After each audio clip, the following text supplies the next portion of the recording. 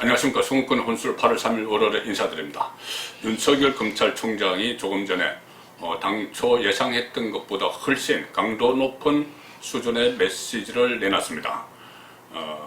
제가 예고해드린 대로 오늘 오후 4시 반에 신임 검사들로부터 신고식을 받았습니다. 그 신고식을 받는 자리에서 인사말을 했는데, 거기 보면은 여러 가지 아주 작심한 듯한 그런 발언들을 했습니다. 독재라는 단어를 언급을 하면서 사실상 권력을 향해서 선전포고를 하는 것 같은 그런 경고성 발언을 쏟아냈습니다. 자, 처음에 윤석열 총장 발언 중에서 주목되는 것은 이 부분입니다.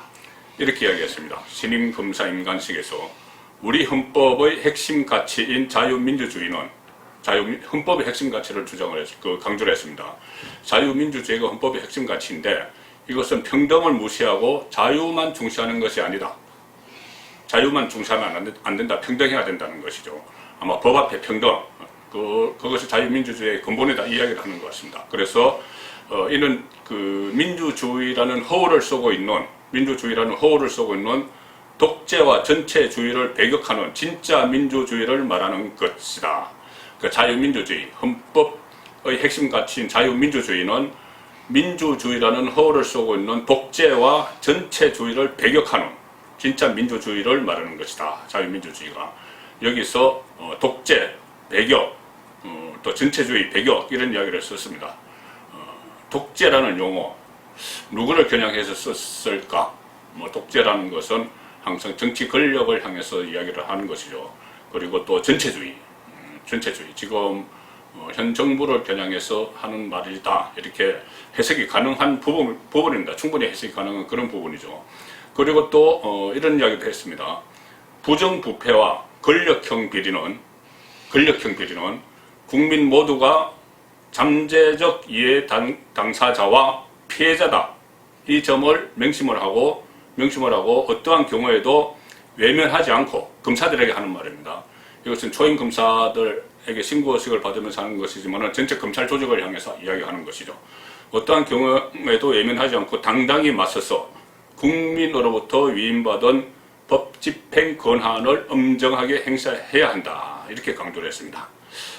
권력형 비리, 단호히 수사를 해야 된다, 이 이야기죠. 자, 그래서 윤석열 총장이 법무부 장관, 추미애 장관과의 수사지휘권 갈등 이후에 장관의 수사지휘권을 받아들이면서 검언유착 사건에서 한 달 동안 침묵을 했는데, 한 달 만에 그 침묵을 깨고 메시지를 내는 것이 상당히 강합니다. 독재, 또 전체주의, 이런 언급도 하고, 권력형 비리는 국민 모두가 잠재적 이해 당사자다, 또 피해자다, 그것을 명심해라. 그리고 어떤 경우에도 외면하지 않고 당당히 맞서 국민으로부터 위임받은 법 집행 권한을 엄정하게 행사해야 한다. 그러니까 권력형 비리도 어떤 경우에라도 외면 말고 당당히 맞서라. 자, 이 메시지를 던졌습니다. 한 달 만에 나온 메시지인데, 총선 전까지는 상당히 살아있는 권력에 대한 수사를 벌였죠. 그 중에서도 특히 울산 선거 공작 수사, 이 울산 선거 개입 이후 청와대 7개 부서가 동원된 이 수사가 대통령 앞에서 딱 멈췄습니다. 총선 전에 13명을 기소를 했죠. 총철 울산시장을 비롯해서 지금 국회의원이 된 황운하 당시 울산경찰청장 표적수사 의혹, 또 청와대의 참모들도 기소를 했는데, 딱 문재인 대통령 그리고 임종석 당시 비서실장 앞에서 멈췄었습니다.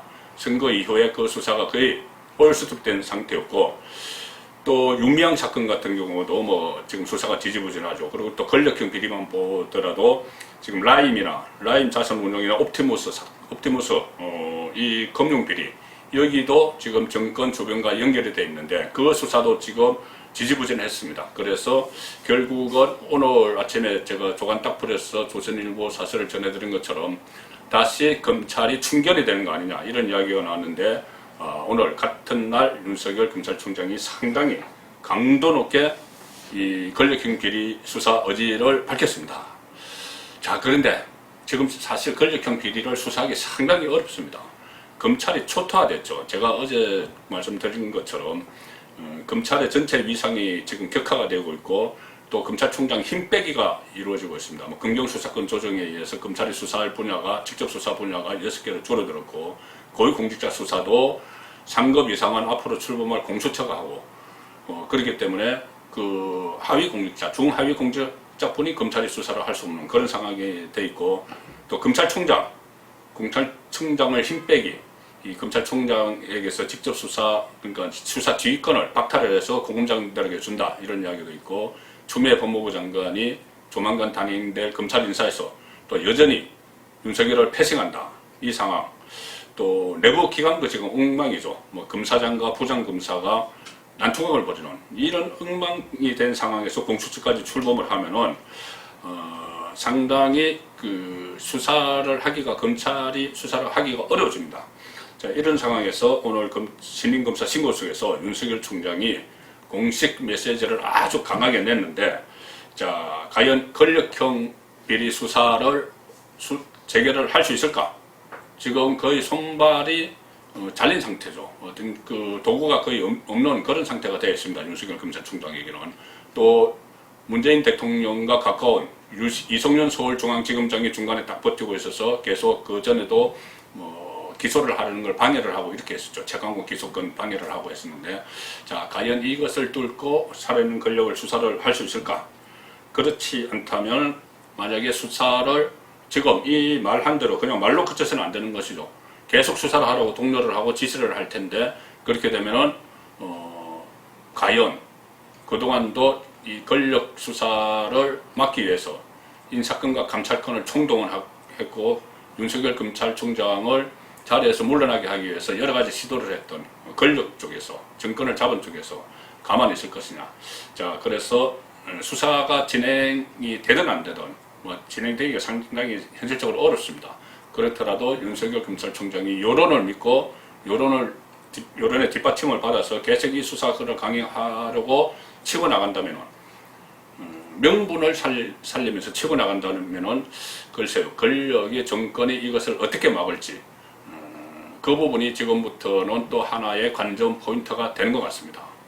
살아있는 권력 수사 의지를 다시 밝힌 윤석열 검찰총장, 오늘 이후로 또 검찰총장과 법무부 장관의 갈등, 또 살아있는 권력과 검찰총장의 충돌, 이런 것이 새로운 국면을 맞게 됐습니다. 송국근의 혼술이었습니다.